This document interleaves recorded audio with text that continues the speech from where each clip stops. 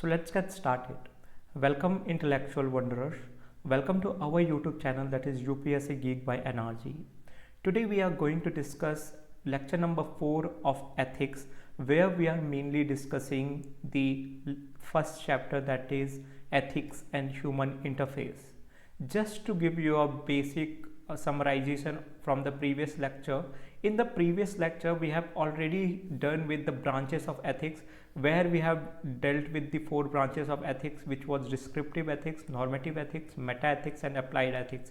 We have seen each of the branches in greater depth and clarity, right? Where we have seen that descriptive ethics is the study of people's belief about morality. Then we have seen what normative ethics is, right? So basically normative ethics is also called as prescriptive ethics, where it basically prescribes the standard according to which the rights and wrong of the conduct is being regulated, right? Then we have seen various theories in normative ethics, that is Aristotle virtue ethics, that if an individual is virtuous, then the action of that particular individual will always be ethical. Then we have seen Kant deontological ethics, where he says that the means should always be good in order to have a good end. That means should always justify the end. Then we have seen Mill's consequentialism, which says that the greatest happiness of greater good. If there is any action which is accruing or giving greatest happiness to the greater number, then that particular action will be ethical. Then we have seen Bhagavad Gita's Nishkam Karma Yoga, that is action without any expectation, right? These are the theories when it comes to normative ethics. Then we have seen the epitome of golden rule by Aristotle, which is also one of the example of normative ethics. Then we have seen meta ethics, which is the third branch of ethics. So what does meta ethics deals with? It basically deals with the origin and meaning that we have learned in the previous lecture. And the last and most important branch of ethics was applied ethics, right? So it basically deals with the specific controversial moral issue which is prevailing in the society of current time. We have seen various examples like euthanasia, right? Is euthanasia immoral? We have seen type of euthanasia, where we have seen active and passive euthanasia, right? Then we have seen affirmative action, which is also called as positive discrimination in our country, right? So we have seen that. Then we have seen the do animal have rights as well, right? So these are few of the examples of applied ethics. Not only limited to that, we have also seen the examples like the abortion, the issue of abortion, which is going on currently in Western countries like US, right? Then we have seen what should be the precondition for applied ethics. To be an example or realm of applied ethics, any issue should justify which of all the conditions, right? So where we have mainly seen the 2 conditions, that is it should be controversial, that it should have a lobby for both for and against the topic, and second, it must be distinctly moral issue and not just a social controversy.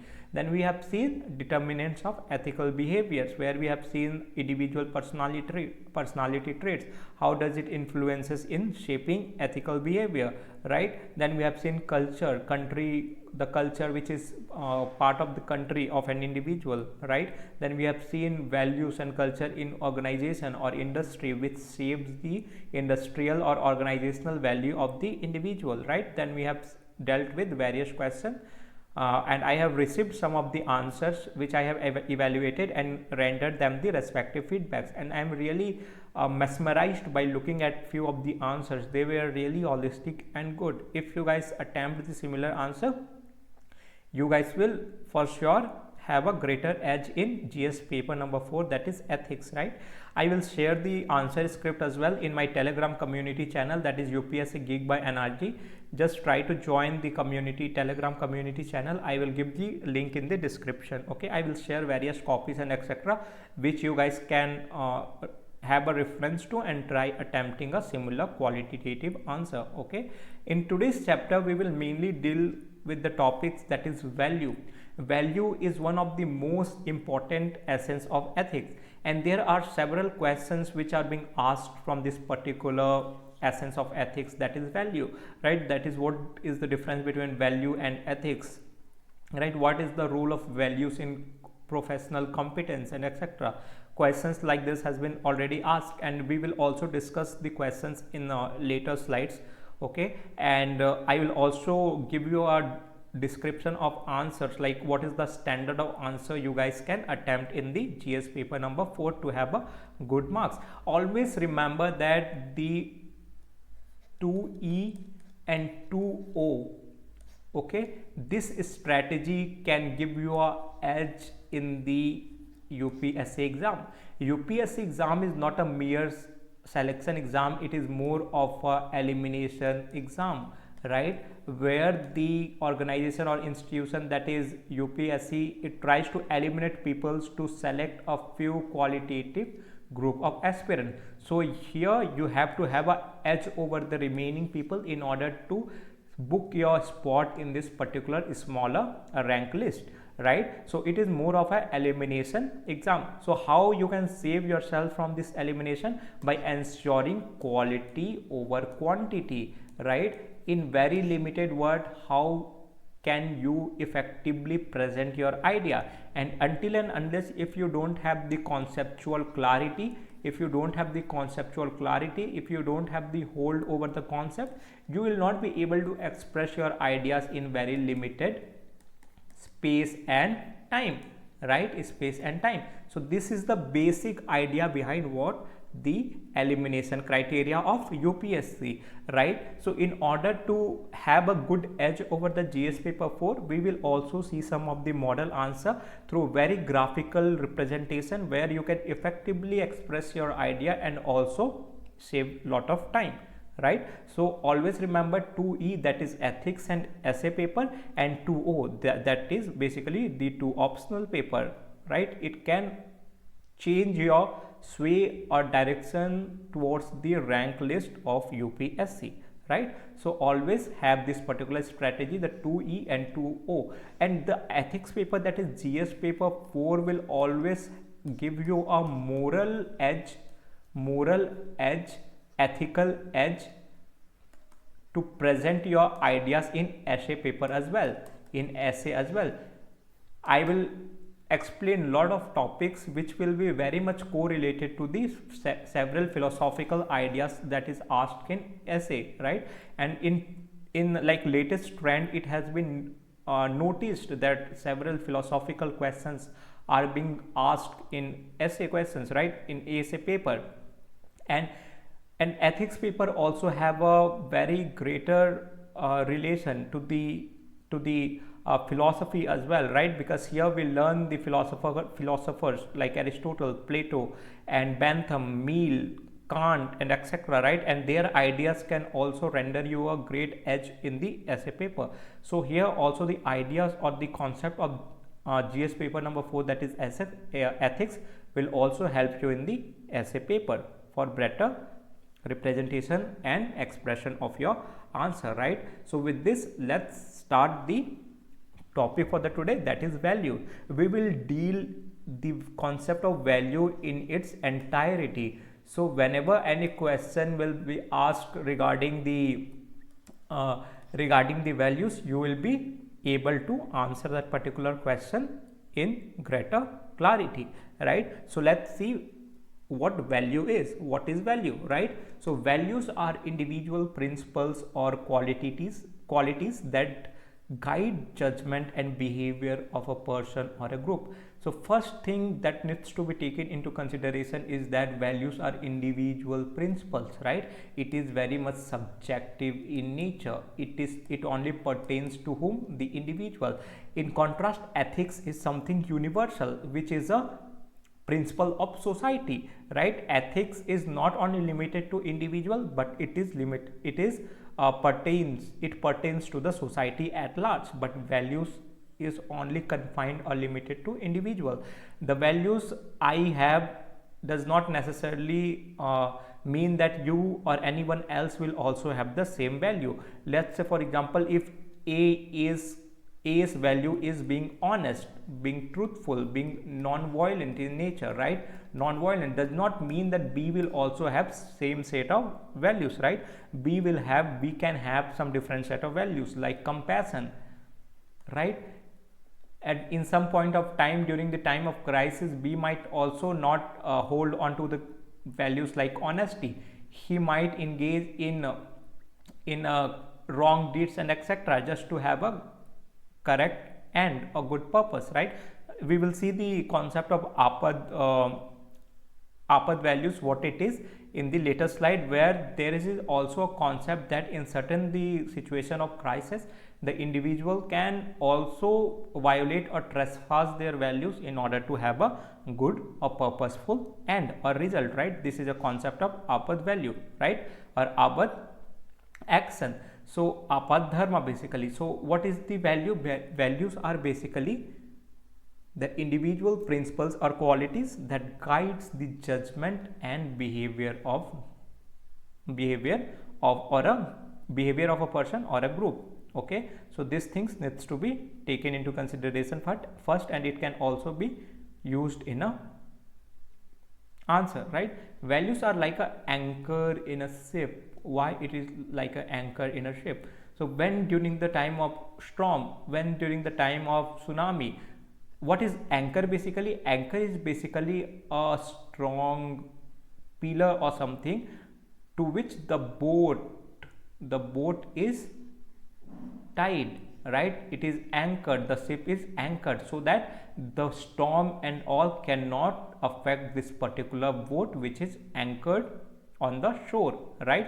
So this is basically a anchor. Okay, so values are like anchor in a ship. When a storm comes, a ship is not swept away by strong current but remains anchored to the shore. So here, if this particular boat is an individual, this anchor is his values, right? And hence, if he has a good value during the time of crisis, during the time of storm, these values will help save this individual, right? Because they will drive his action and behavior.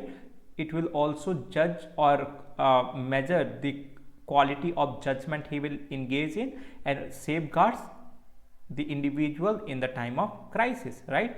So hence this analogy of anchor in a ship is made here to compare the importance of values with the individual, right? This is the essence of value in the individual, right? It acts as an anchor in a ship which saves individual from the time of turbulence or crisis, right? If individual have a good values, he will always sail through the turbulent journey, right? The best example is Gandhi ji, right? He faced a lot of crisis, lot of problems in his life, but just because of his good values of truthfulness, honesty, non-violence, etc., he sailed through his turbulent journey and got India her independence, right? This is what values is, and this is how important value is for the individual, right? And we are going to become an administrator, an IAS, right? And just think about it, what are the important values that will be important for us being an administrator? Like, we have to have the values of honesty, right? Integrity, right? Non-violence, right? Gender equality, etc., right? In order to be effective at the role that we are going to play. This is the importance of values in individual's life. A person with strong values or character sticks to his principle and is not swept away in crisis or under pressure, right? So most of the time we come across a concept or idea or the situation of let's say corruption, right? Corruption, where individual is prone to or subjected to corruptible practices, right? But let's say if an individual, right, the best example we know is of Ashok Khemka. Mr. Ashok Khemka, he has been transferred multiple times in single days. Why? Because he rejected, or he chose not to involve in the corrupt practices, and hence he got transferred several times in single day, in one day, right? This is the example, the best epitome of values we have in today's time in the realm of administration. Why does Ashok Khemka successfully could do this? Because he had strong values embedded in him. He has the value of honesty, integrity, to truthfulness, etc., right? And because of those strong values, which was like a anchor of a ship which saved Ashok Khemka from the various issues or various vices which is a part of administration in today's time, right? So this is the best example, and this is how values are important in one's individual life, right? Values flow from the highest of our own self, right? Values flow from the highest of our own self. What is highest of our own self? The highest of our own self is what? It is basically our conscience, it is basically our soul, right? It is highest of all self, and hence the values come from the highest of own self, right? If one's conscience is pure, if one's soul is pure, then his values will always be or also be what? Good, right? For each one of us there are values rooted in the finest part of the self, from where we radiate outwards. If we have a pure soul, the values which we will reflect will also be what? Magnificent, right? So this is the idea.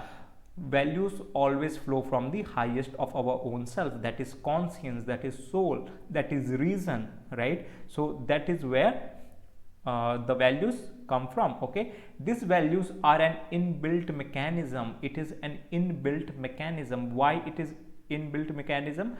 Which distinguishes the right from the wrong. This is the function of value, right? What values helps us in? It basically helps us in distinguishes the right from the wrong, and do's from the don'ts of any action, even when no one is looking, right? What does value help us in? Basically, first, it is inbuilt mechanism. Nobody else have a control upon it. We ourselves have control over our mechanism, and hence values are inbuilt mechanism which distinguishes the right from wrong, do from don'ts, right? Even in the situation when nobody is looking at us, right? When someone is looking at us, there will always be chances of social desirability, and we will naturally be performing or acting in a good manner. But values is something which helps us to do good even when nobody is looking at us, right? That is what? That is being honest with our own self even when nobody is looking at us. That is the importance of values in individual life, right? Values are concerned with character and conduct of a person and evaluate the voluntary and habitual action of individuals, right? What does this mean? What does this mean? That values basically evaluate the voluntary and habitual actions of individual, right? Basically, we go to a work each and every day, right? There is a two individual. We both engage in certain kind of transaction, right? We both take certain kind of fees for doing some actions, let's say, right? If it is habitual in nature, it is voluntary in nature, it is not one day job, it is a daily routine, it is a part of routine, right? What a person with value do? He will always limits his passion. He will not engage in any corrupt practices, right? Why? Because of values, right? Because of values. Values is guiding or limiting the passion of A to always engage in a what? Engage in a profession with integrity, with honesty. Whereas in case of B, if he do not have a strong value, what might happen? If somebody gives him 100 rupees extra, he will do his job first and keeps the file pending of the people who have given him the nominal fees. This is what the person B will do because of his what? Because of his degraded values, right? So here value is basically the evaluation of voluntary and habitual action, which is a part of daily routine. The second example which comes to my mind is, let's say, honesty, right? A person with strong value will always choose to speak what? Honest or truth, right? Why? Because speaking is something something habitual, right? And if a person which will have, like, say, degraded value or lower quality of values, he might kind of sometimes just bluff about something. He will say, I own such and such things, I have such and such things, right? Why? Because he do not have a value, and he says whatever he wants to. But a person with stronger value will always stick to the values they have, right? That is honesty, truthfulness, right? So this is what it evaluates the voluntary and habitual actions of individual with reference to their being right or wrong, right? So this is the idea of value is.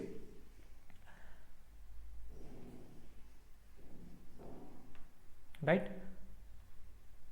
Okay, now see what are the sources of value, from where values emerge, from where values come, how do we learn values, right? So there is another view on the values, that is self-managing mechanism is not intuitive, right? That the values are not intuitive. Values are not intuitive, right? It is acquired from the environment by continuous teaching and behavior of others. So there is one school of thought which says that values are inbuilt mechanism, that we have seen in the previous slide. There is one school which says that values flow from the highest self, right? That is soul, that is reason, right? But there is the other school which says that no, values are not inbuilt or intuitive, they are basically acquired from the environment by the continuous teaching and behavior of others, right? Especially the superior in age and status as perceived by an individual, right? As Locke's concept of tabula rasa, remember, very important concept, tabula rasa says that individuals are born with clean slate, right? Individual mind is like clean slate, and whatever we learn is through our experiences, through learning, through teaching, and etc., right? So this is the school which I am talking about, which propounds the idea that no, values are not intuitive or inbuilt, it is basically learned through the teachings and learning through experience, through the environment, right? Through the continuous social interaction, right? So this is the concept of Locke's tabula rasa. What does this term means, tabula rasa? It basically means that the individual is born with a clean slate, that is, their brain is basically clean, and it gets the learnings from the environment through the teaching and various experiences.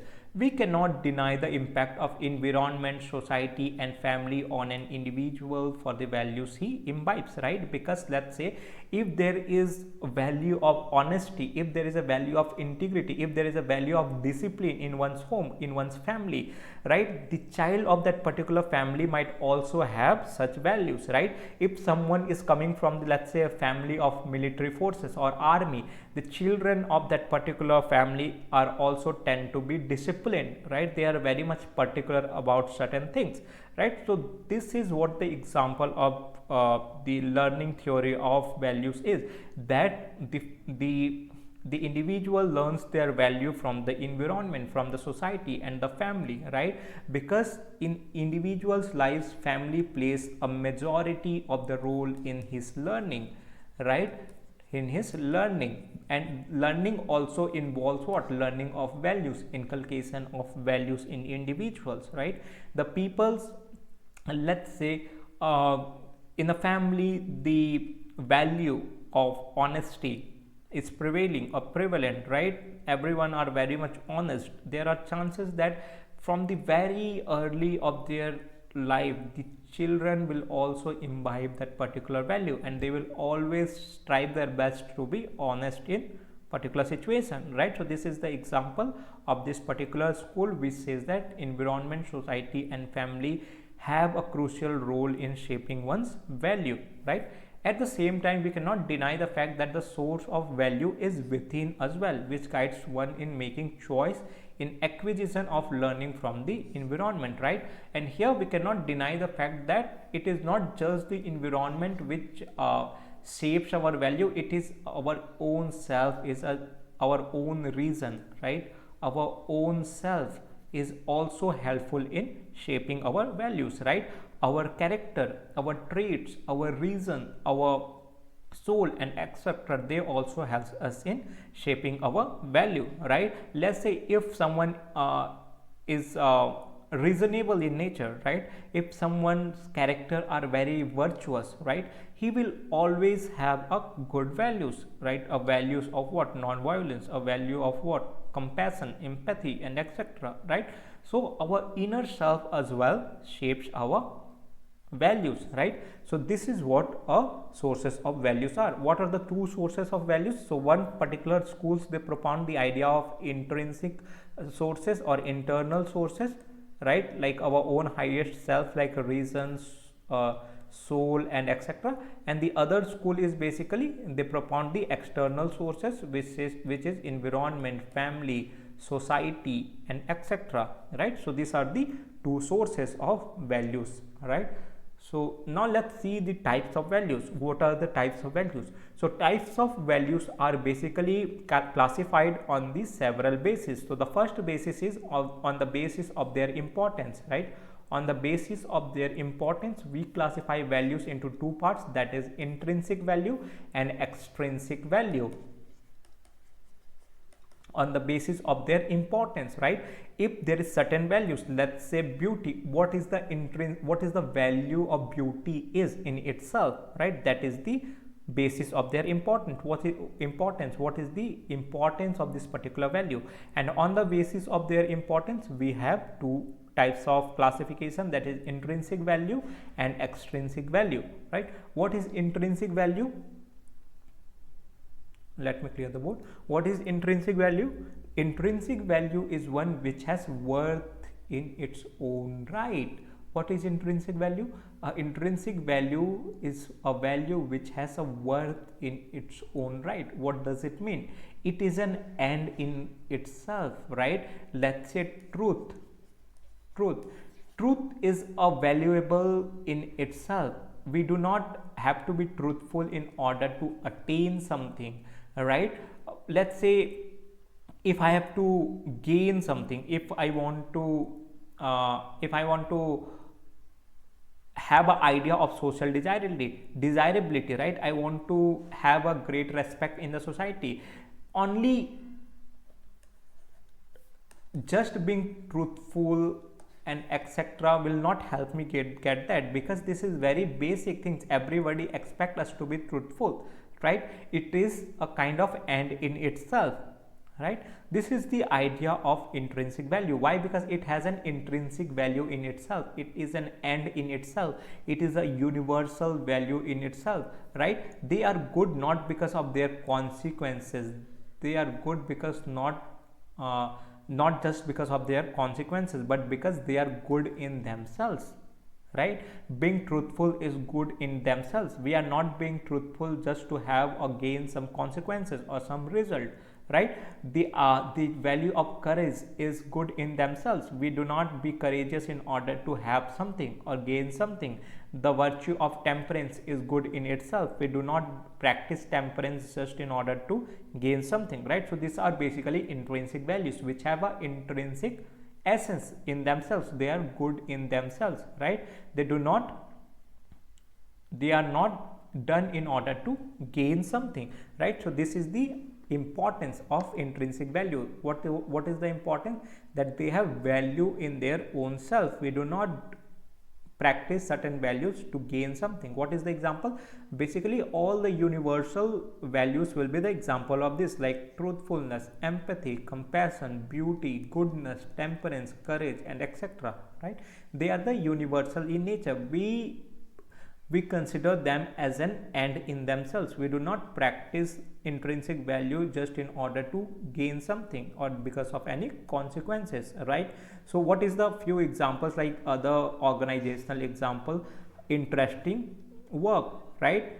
We take into the consideration any work as an interesting. Why? Because it is interesting, right? We do not want to gain something out of it, right? Interesting work is interesting in itself, right? Learning new things, we do not learn new things to gain something, though the result can be consequence of it, it can be a byproduct of it, that we will ultimately end up performing good in the job, but we do not learn something in order to do something, right? We just learn for the sake of learning, we just learn for the sake of what? Improvement, right? So this is an example of intrinsic value. Now let's see the what is extrinsic value is. What is extrinsic value and its importance? So second type of classification on the basis of importance is extrinsic value. What is extrinsic value? Extrinsic value is one which is a means to some other value, right? Extrinsic value is one which is a means to some other value, right? What is the example? Let's say wealth, right? Why do we need wealth? We need wealth in order to have a respect in the society, right? So here the wealth is extrinsic value. They are means to some intrinsic value or any other values like respect, right? Why do we have wealth? Just to have a respect in the society, just to pursue the better standard of living, right? So we do something in order to gain something is extrinsic value. They have their value because of the other value or the extrinsic value. They are worth because of these particular values, right? And hence they are also known as instrumental values. They are instrument to some of the universal values, right? For example, physical fitness. Why we want to be a physically fit? Because in order to have that stamina, right? Have a flexibility in body, be physically fit. So we are engaging ourselves in exercise because of some extrinsic consequences or gains, right? So that is what an extrinsic value is. For example, a pair of spectacles is good only if there are eyes behind spectacles to see through them, right? The worth of a spectacle is always characterized by the eye behind that, right? If there is no eye to wear this particular glasses, then what will be the importance of this particular glass, right? So this is what a extrinsic value is. The value of the glasses is derived from the value of eye, right? This is the example of extrinsic value is. They are always a means to an end, right? So this is the second type of example on the basis of second type of classification on the basis of importance. What is the second type of classification? The second type of classification is on the basis of outcome, right? On the basis of results. And on the basis of outcomes or results, we have two type of values, that is positive values and negative values. What is positive value? So the positive values are the ones which always have a positive result when engaging in any action, right? So what are certain positive values? What is the example of positive values? For example, justice, right? If someone is having justice as their value, it will always have a positive consequence or positive result, a positive outcome, right? Gender equality, communal acceptance, mutual respect, sarve bhavantu sukhina. If someone is having these positive values, their actions will always accrue them a positive result, right? So this is the positive value, right? What is the second type of value is negative value on the basis of outcome. So the values which accrue or which produces negative consequences or negative results, they are basically negative values, right? For example, discrimination, egoism, personal benefits, and etc. They will always involve a negative consequence or negative results, right? That is why they are negative value. So this is the second type of classification on the basis of outcome. What was the first type of classification? Can you guys recollect it? Okay, it is basically on the basis of importance. You guys can also side by side keep making on notes, right, because these are very crisp note which will help you all revise during the time of exam. We don't have leniency of time in between pre and mains, right? So this is very crisp notes. If you have the ideas about this particular concept, it will help you attempt any answer in a very effective manner, right? So you can have a side by side a running note as well, where you can note down definitions, examples, certain values, and etc., right? So the best example of positive values is Gandhi's 7 sins, right, where he says that trade without morality is something unethical, right? So trade with morality becomes what? Positive value, right? So this is how you connect the dots and learn the concept. So we have seen there are two types of concept, right?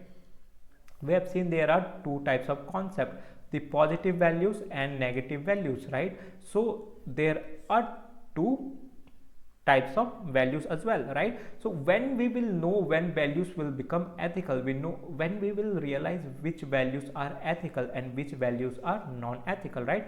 Not all values are ethical. We have to be very sure about the idea that not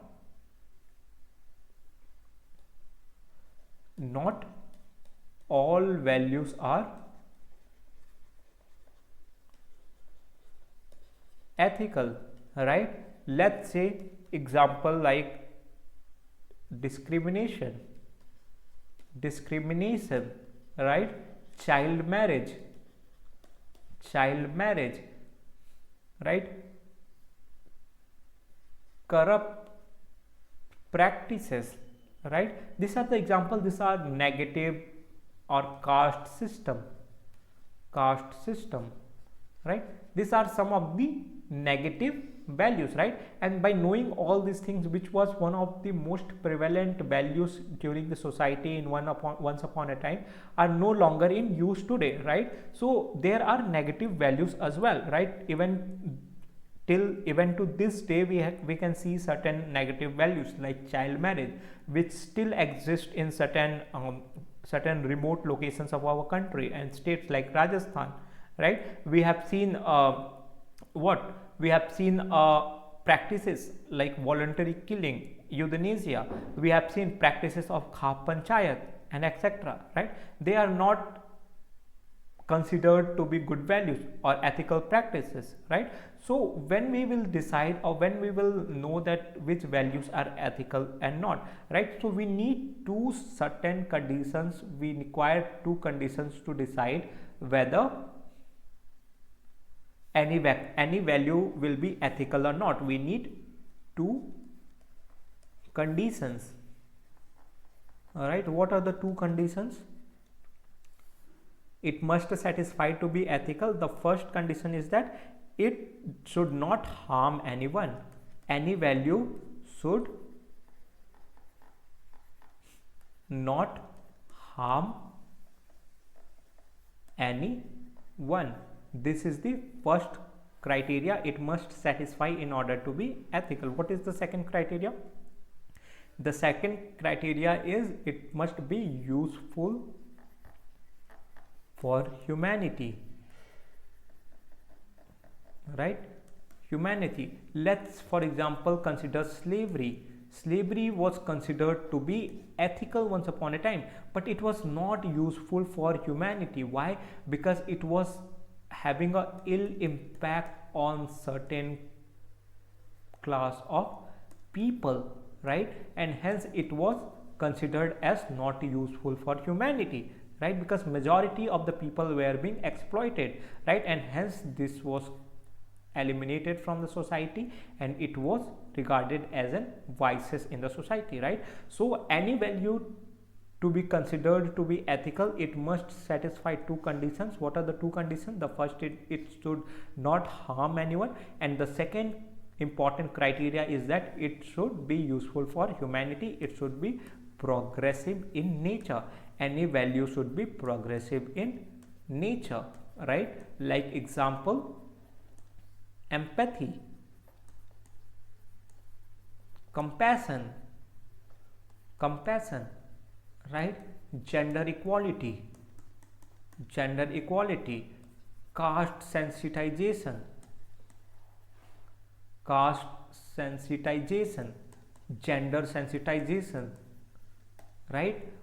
Queer respect and acceptance.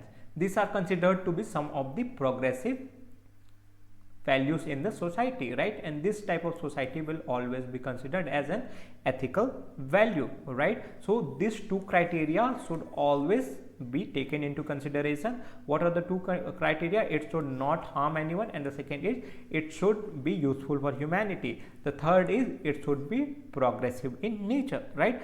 To consider any value as an ethical or not, these three criteria should be met in order to regard that particular value as an ethical value, right?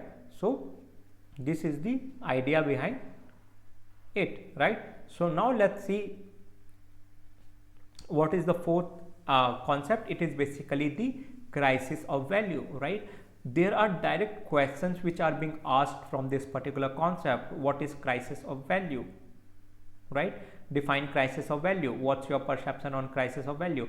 What is crisis of value? It is clearly manifested through one of the shloka from Mahabharata or Bhagavad Gita, which says that janami dharma nachami pravriti, janami dharma nachami nirviti.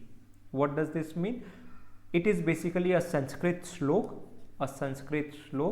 right? Which is basically a communication between Duryodhana, right, and Krishna, which says that मैं धर्म के बारे में जानता हूं किंतु मेरी उसमें प्रवृत्ति या रुचि नहीं है, right? Duryodhan is saying to Shri Krishna is that मैं धर्म के बारे में जानता हूं, I know dharma but I am not inspired to pursue it, and और मैं अधर्म के बारे में भी जानता हूं किंतु मेरी उसमें निर्वृत्ति नहीं है, मैं उससे छुटकारा नहीं पा सकता. I know what adharma is but I cannot get rid रिड of it, right? I cannot get rid of it. This is crisis of value. Just to explain what does it mean in simple terms, despite knowing what is right, despite knowing what is correct, still we engage in wrongful deed, right? Still we engage in wrongful action. This is the crisis of value. It is bestly described by Sarvapalli Radhakrishna in his book. That present time is going through the crisis of value, where we know what is wrong but still we engage ourselves in the wrongful action. We know the corruption is wrong, but whenever one gets chance to engage in the corruption, there are higher inclination for the corruptful practices, right? Let's say you are driving in a car, right? You are not wearing a seat belt. If a traffic police catches you, what you say? Sir, 100 रुपए ले लो, जाने दो, and etc., right? Despite knowing that corruption is wrong, despite knowing that this is a wrong action or wrong deed, still people engage in wrong action, right? This is what is crisis of value. If a question is asked in the exam, what is crisis of value, and if you attempt this particular slok from the universal legend of our country, that is Bhagavad Gita, janami dharma nache pravritti, janami dharma nachame nirviti, the examiner will get impressed and you will have edge over the peers, right? Most of the time we tend to attempt any answer in very generalistic approach, in very generalistic manner, right? But when you have an edge over by knowing all these particular things, the examiner will know that you have a greater clarity and horizon of thinking, right? And you will always have a edge over the others, right? This is how you safeguard yourself from elimination, right? By having an extra edge in your answer, right? How you can simply attempt the answer without bugging around the bush? Simply write that a particular slok from Gita, which says that I know dharma. This is a basically conversation between Duryodhana and Sri Krishna, which says that I know dharma but I am not inspired to pursue it. I know what adharma is but I cannot get rid of it, right? This is what a crisis of value is, right, which is very much pertinent in today's, in today's time and era, right. What is the second concept? The second concept is apad dharma. What is apad dharma? It is violation of one's duty during the time of crisis to attain the right purpose. What happens is that most of the time men should be virtuous, men always should engage in ethical practices, right. But there is certain conditions during the time of crisis, during the time of disaster, right. One has to overstep his duty in order to protect the interest of people, right. People, let's say there is a cyclone, right. Let's say there is a cyclone. Recent time we have seen the crisis of cyclone in Andhra Pradesh, in Tamil Nadu, right. You are at DM of this particular district, let's say Vizag, you are DM of Visakhapatnam, right. You have to deal with the situation of cyclone. What is apad dharma? Apad dharma is a time of crisis where you can also violate your duty, right. Like for example, you can use your power just to have let's say there is a set of people who are drowning, right. You can just rebuke someone, you can just scold someone if they are not giving their boat to help them, right. You can just आप simply उनको धमका सकते हैं कि आप दीजिए अपनी vote using your authority. This might not be considered as an rightful act, but as the interest or the purpose is right to protect the drowning people, you can engage in certain wrong action, right, that you are blackmailing that person to give his vote so that you can protect the larger or other individual, right. So it is basically apad dharma is violation of the duty will be considered just if the purpose is right. What is the best example? Again from the Bhagavad Gita. Here the Bhagavad Gita, why the quotation or the quoting from Bhagavad Gita becomes very important is that it is the greatest legend of our country, right, and it is one of the greatest source of dharma, what the Bhagavad Gita, right, and hence quoting the sloka from Gita becomes universal, right, and hence nobody can refute it. And hence you will always be in safe side if you quote the examples from Gita, right. So the best example of apad dharma is that Arjuna himself, he has to carry his bow in order to eliminate the adharma which was prevailing in the society by the Kauravas, right, and he even has to attack on the father, that is Bhishma Pitama, right, and in the picture you can see how the Bhishma Pitama is on the slack of arrows, right. So this is the example of apad dharma. In the case of crisis, even one violates one's duty, then it will be considered as just because the purpose or the final consequence is right. So this is the concept of apad dharma. Now we are done with the concept. Now let's see some of the previous year questions in regard to values, right. So one question which was asked in the year 2013 is that some people feel that values keep changing from time to time. This is the first part of the questions, right. So some people feel that values keep changing from time to time, while others strongly believe that there are certain universal and eternal human values. Give your perception in this regard with due justification, right. So here we have to meet the two demands of the questions. The first type of value which is being addressed here is that it is basically the changing or the change of value from time to time, right, and the second type of value which is being asked is eternal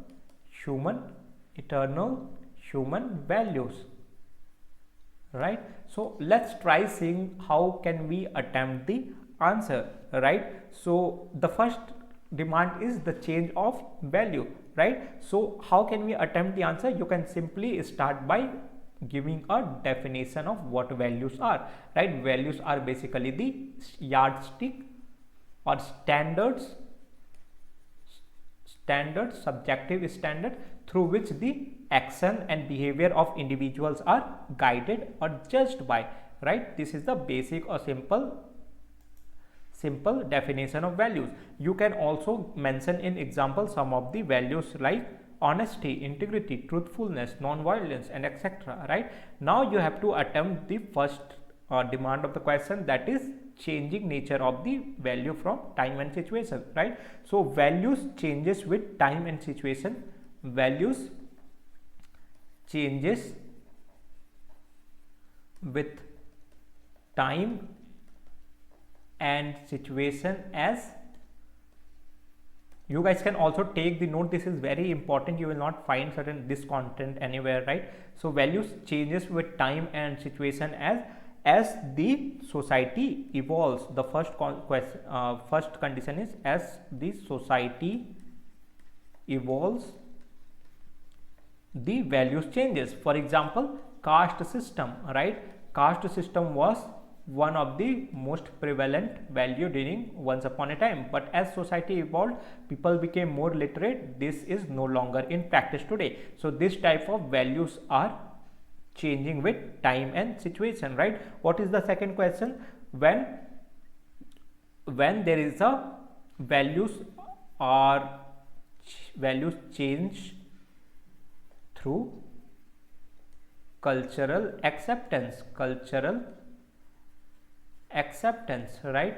The second condition when values change is that the cultural acceptance. The first condition was when society evolves. The second condition is that when culture changes, right? Or culture start accepting something. For example, once upon a time child marriage was a accepted value in certain community, but as culture gradually changed, it gradually evolved, this is no longer considered as an accepted value, right? So here cultural acceptance led to change in certain value. So this kind of situation always leads to change in value with time and situation, right? So what can be a good example? So many social evils like untouchability, child marriage were accepted as a value once upon a time in earlier time, but in today's time it is no longer accepted as a value, right? This is the first question, like the first part of the question. What is the second part of the question? It is talking about the eternal values, right? Universal eternal values or universal values. How it can be attempted? It can be attempted by saying that there are certain universal values as well which are uniformly accepted, right?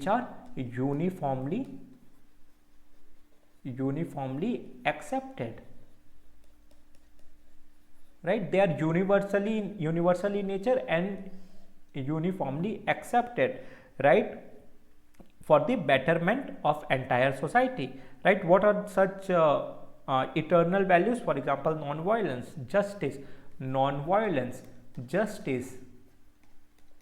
love, compassion, empathy, etc. These are some of the eternal values which do not change with the time and situation, right? And these are uniformly accepted.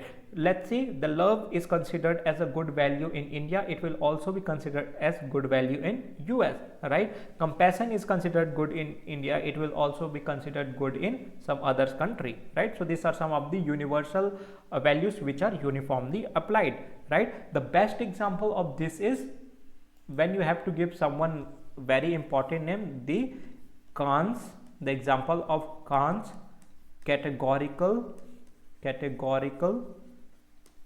imperative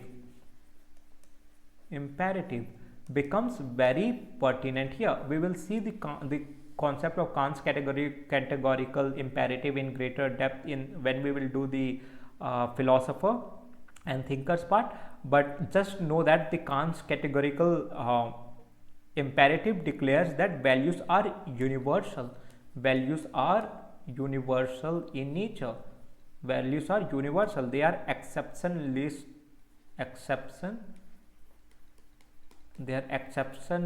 morality, their exceptionless what morality. And for example, what is the best example of Kant's categorical imperative? It is basically always treat men as an end, and they should not be treated as a means to an end. This is the best example of what categorical imperative of Kant. He says that men should always be treated as an end and not a means to an end. What is the context upon which he is saying that? The slavery where the men were treated as a means to an end, right, by the people. But in contrast, in a context to this, Kant says that men should always be treated as an end in themselves, and this is what Kant's categorical imperative is, right? It is basically an exceptionless morality. So this is how you can attempt this particular question, right? We have done how we have like dealt with this particular question. We have started with what value is, example of values. You can give different perspective on that. Then the first part of question is basically the changing of value from time and situation, right? What are the two situations when values changes? It is basically when society evolves and when there is cultural acceptance, right? These are the two conditions which leads to change in values from time and situation. And the second demand of the question was the eternal human values, right? What are the eternal human values? The eternal human values are basically the universal values which are uniformly accepted, right? The best example which can be given as the justification is the Kant's idea of categorical imperative, right? This is how you attempt the question. You guys can attempt the question and send me the answer at namanG910@gmail.com, or you can just join the Telegram community, that is UPSC Geek by NRG, and share your answer. I will give them a read and come back with a feedback. Okay, I will also give the link of the Telegram community in the description box, so you can directly join the community from the link. Okay, so try attempting this answer. Very simple question, 10 markers, 2013, asked in 2013. Okay, the next question which is being asked here is, okay, what do you understand by values and ethics? In what way it is important to be ethical along with being professionally competent, right? So here the three demand is being posed to us. What do you understand by value first? What do you understand by ethics second? And the relation of values with professional competence, right? So how can you attempt these answers? First, you can basically give a definition of values. You can give a definition of ethics. Then you can attempt a relationship between values and ethics. How can you attempt this? Values defines priority for our life, and ethics defines the extent of rightness or wrongness of action and option, right? Just to give you one example, values defines priority or preference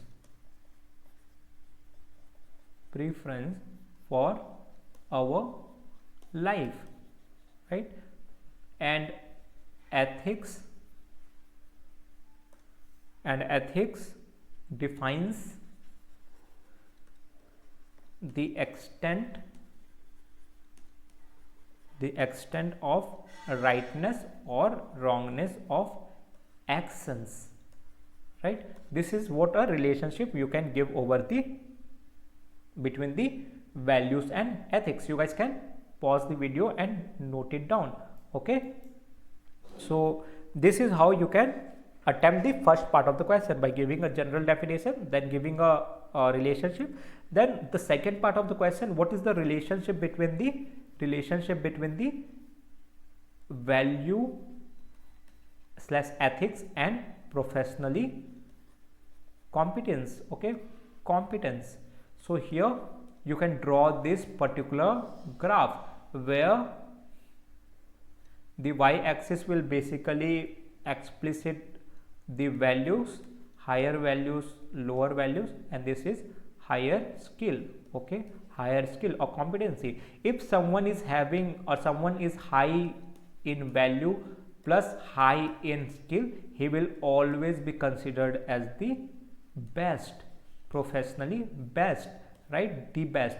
But if someone is high on skill but low in value, he will always be the worst, he will always be the worst, the least.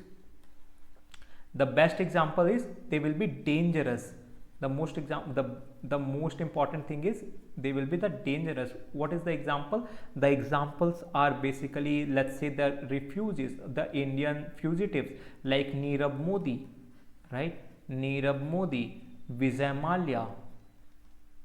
Mallya, Ramalinga Raju of Satyam Computers. Okay, Ramalinga Raju, they were very high on competence, but because of their low values, what they were engaged in, and what is the outcome? They looted the country, right? They led to the bankruptcy of the biggest company which they have built upon, right, through a very rigorous hard work over a period of years, right? What, just because of their lower values, just because of their corrupt practices, what they caused a they caused a disaster to their companies, they caused a disaster to their country, right? So this is what, if anyone is high on skill but low in values is, right? If anyone is very high or skillful, but if he is low in value, then this is the consequence, right? You can just show the consequence by mentioning the example. You don't have to mention the entire story, just mention the name Nirav Modi, Vijay Mallya, Ramalinga Raju, and etc. They will do justice to the answer. What will be the example for high value, high skill? Best example can be Ratan Tata, right? The best example can be whom? The Narayan Murthy or Azim Premji, and etc., right? So these are the people who are high on values and high on skill as well, and they are considered to be best for the organization, right? And this is it which shows the relationship between the ethics and professional competence. And this is how you can attempt your answer. You don't have to bluff around the bush by writing all the lines and paragraphs. You can just draw this particular graph, which will give you a better edge over the others, right? And it will also help the evaluator to check your paper easily in effective manner, right? Because they will not read your answers line by line and words by word. They will always choose to see all the graphical illustration and diagrams over all the textual intensive papers, right? So it is always considered better to be more illustrative than the more articulative, right? So this is how you can attempt this answer with a conclusion, where you can give the idea of Gandhi's 7 sins, where he says that trade without morality is a social evil, right? And it will always cause great hamper to the society than doing greater good, right? And this is how you can do a conclusion, right? You can attempt this answer, and again you can send me the answer in the mail handle that is I have just given you, namanji910@gmail.com. And with this we are done with the lecture. And you can also send your answer in the Telegram link, okay, by joining the Telegram community, that is UPSC Geek by NRG, where I will check your answer and I will for sure render you a feedback, very positive feedback, within a time frame. Okay, with this let's end today's lecture, people. I loved it and I'm hoping you guys are also loving it. And always remember the motto statement of UPSC Geek by NRG, that as you strive so you thrive. आप जितनी मेहनत करेंगे उतनी आपको फल मिलेगी.